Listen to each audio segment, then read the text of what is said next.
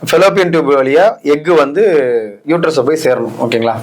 இப்போ என்ன ஆச்சுன்னா அந்த கருமுட்டை இருக்கு இல்லையா, அது முழுமையாக வளர்ச்சி அடையாமல் அங்கேயே தேங்கி நிற்கிறது, அதுவே நாட்களில் கட்டியாக மாறுறது, இந்த மாதிரியான சிக்கல் தான் பிசிஓடின்னு சொல்கிறது. இந்த இடத்துல ஏன் இந்த விஷயம் கரெக்டாக நடக்கல, முட்டை உருவாகலைன்னா ஆண்ட்ரோஜன் ஒரு ஹார்மோன் இருக்குது, அந்த ஹார்மோன் ப்ராப்பராக அங்கே வந்து ஒர்க் ஆகலை. ஓகேங்களா? மேல் ஹார்மோன் வந்து அங்கே அந்த இடத்துல அதிகமாக டாமினேட் பண்ணுது அப்படிங்கிற அந்த ஒரு ரீசன் தான் அவங்களுக்கு அந்த இடத்துல வந்து நிற்கிறதுக்கு காரணமே. இதுக்கு அடிப்படையில் என்ன காரணம் அப்படின்னு பார்த்தீங்கன்னா வாழ்வியல் முறை மாற்றம், கடுமையான மன உளைச்சல், வாழ்க்கை மேலே கடுமையான வெறுப்பு, எதுவுமே பிடிக்கல, யாரையுமே பிடிக்கல, இங்கே சுற்றி நடக்கிற சூழல் என்னுடைய மனசை ரொம்ப காயப்படுத்துது, பாதிப்பு ஏற்படுத்துது. கர்ப்ப குளம்னு தனியாக ஒன்று இருக்குது. கர்ப்பப்பைக்கு பேதி கொடுத்து உள்ளுக்குள்ள இருக்கக்கூடிய கழிவுகள் முதல்ல வெளியேறணும்.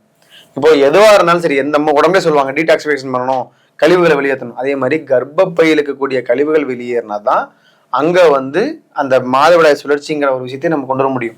அப்போ எக்கு ஃபார்மேஷனுக்கு, எக்கு டிராவல் ஆகாமல் இருக்கிறதுக்கு எதெல்லாம் தடையா இருக்கோ அந்த பொருள் எல்லாத்தையுமே நம்ம உடம்பு விட்டு வெளியேறினா தான் அது வெளியே வரும். அப்போ நம்ம உடம்புக்கு தேவையான சத்துக்களையும் கொடுக்கணும், கழிவுகளையும் வெளியேற்றணும்.